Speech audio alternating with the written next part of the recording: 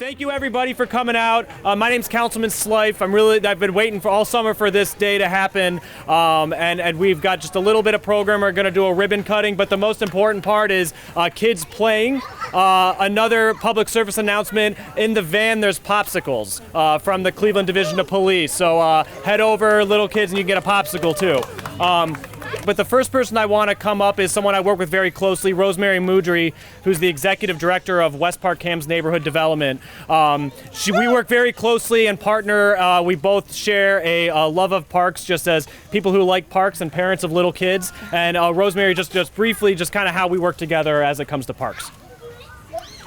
Yeah, so I think, when I came on board a few years ago, one of the things I learned very quickly is, this is a family-friendly neighborhood. We have a lot of kids, we have a lot of families, and we know that having green space nearby, having public places where kids can play, families can play, where residents can engage and interact with each other, that's the way we continue to build community. And we also know that when you have a high-quality park near your house within a 10-minute walk, that park gets used much more regularly. Like, data shows that time and time again.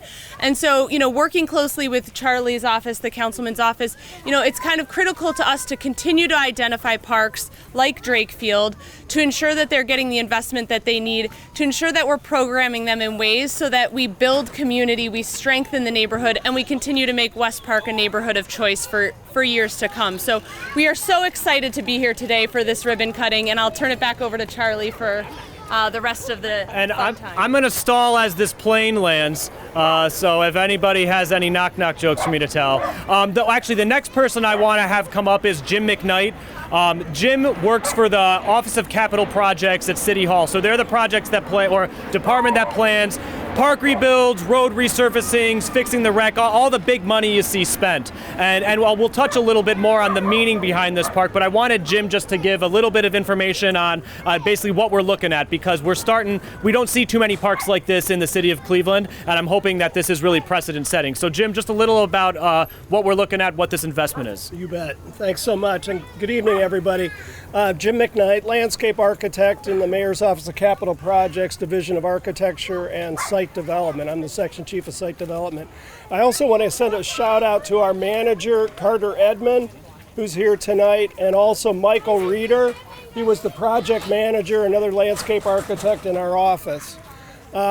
We came to Drake Field and really wanted to make improvements to improve not only the quality of play, but more importantly, the quality of accessibility to play. I mean, all of you in the neighborhood remember the old playground with the curbs, and you could never get a wheelchair anywhere close to it. So this new structure has inclusive elements. It's fully accessible. We've got 2 to 5 year olds on the fire truck.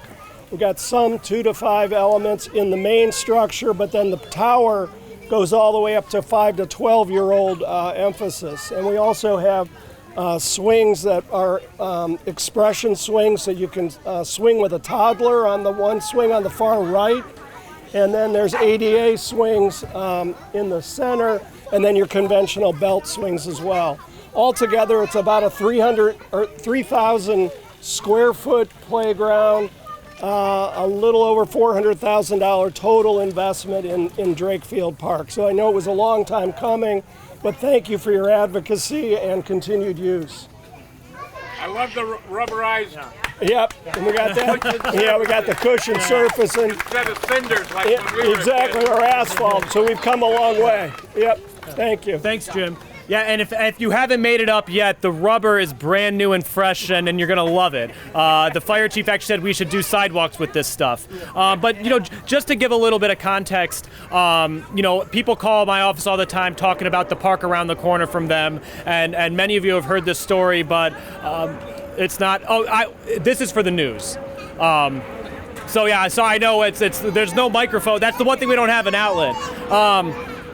In July of 2020, a neighbor up the street called and said, Rich Petrus, he said, I used to bring my daughters here. This is a really important park to me. What can we do to reimagine Drake Field Park? And us all neighbors, we know, sadly, about a month later, we lost him. And at that point, I thought, what can we do to the park to meet that original wish, but also what can we do beyond that to make something really, truly special?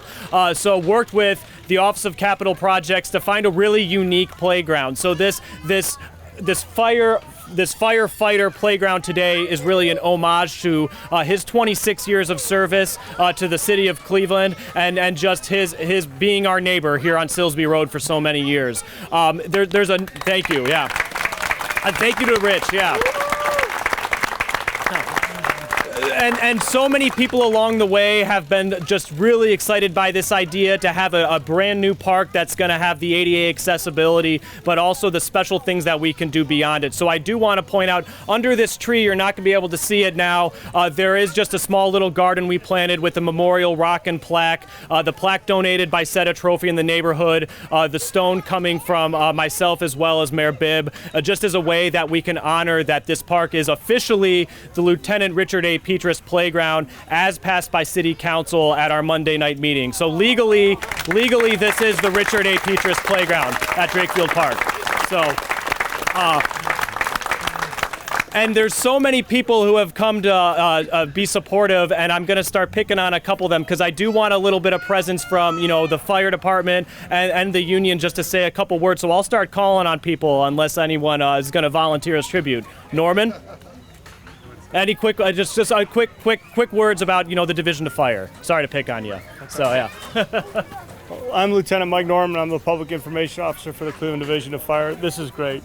I mean, this is so great. As a West Park resident, this is so important, and I knew Rich well to have it right at the end of his street. He appreciated this park. I know we spent a lot of time on the island over the years, and so I just want to thank you for your effort. This really honors his memory. Thank everybody for coming out. This is great. Thank you to everybody who's here. This park is absolutely amazing. Rich would have loved it.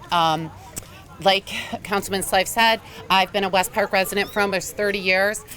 We've lived on Silsby for, 28, 29 years now. And when our daughters, this is my one daughter, Ashley, but her twin is in Florida, Amber, when they were little, we were down here every day. And when they got older, Rich coached softball, and it was so great because a lot of the games were right over here at the field. So I just want to thank everybody. And don't go away. We'll go ahead and do the ribbon cutting if you guys want to stay. It's a real privilege to serve this neighborhood, a great Cleveland neighborhood of committed residents who honestly love their parks. And I hope that all the kids here today are having fun and that they're going to climb. There's a great rolly slide. They're going to get a popsicle. And I'm excited over the next couple weeks we can continue to see each other in our parks before Old Man Winter sets in. So thank you everybody for coming, and we're going to do a quick ribbon cutting. So if a couple